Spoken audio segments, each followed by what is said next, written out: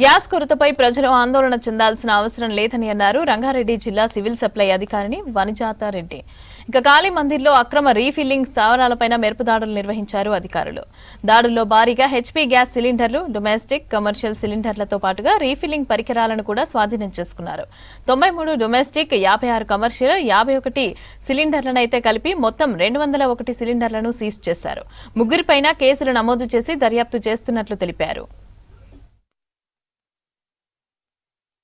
అక్రమ gas refilling centre దగ్గర షర్ఫుద్దీన్ అనే వ్యక్తిని మరియు వాళ్ళు అక్రమంగా సిలిండర్లు స్టోర్ చేసి వాటి నుంచి చిన్న సిలిండర్లు, డొమెస్టిక్ సిలిండర్ నుంచి కమర్షియల్ సిలిండర్కి రీఫిల్లింగ్ చేస్తున్నటువంటి సందర్భంలో వాళ్ళని మా డిపార్ట్మెంట్కి సంబంధించిన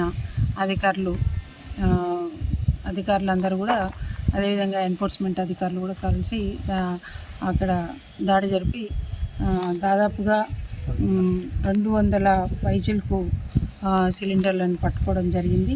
ఈ సందర్భంలో ఇట్లాంటి సందర్భంలో కూడా సిలిండర్లను దాచిపెట్టడం, వాటిని అక్రమ అవసరాల కోసం వాడుకోవడం అనేది చాలా ఘోరమైన విషయము. మన అవసరాన్ని కంపెనీలు కూడా గుర్తిస్తున్నాయి, వాళ్ళు కూడా మనకి ఎక్కువ సప్లై కూడా ఇస్తున్నారు. ఇంకా ఇదే రకంగా చేసుకుంటా పోతే అసలుగా మనకి నిజంగా అవసరం ఎప్పుడు వస్తుందో అప్పుడు తగ్గిపోయే అవకాశం ఉంటుంది. కనుక ఎవరు కూడా గడువు తేదీ కన్నా ముందు తొందరపడి బుక్ చేసుకోవాల్సిన అవసరం లేదు. ఎలాంటి కొరత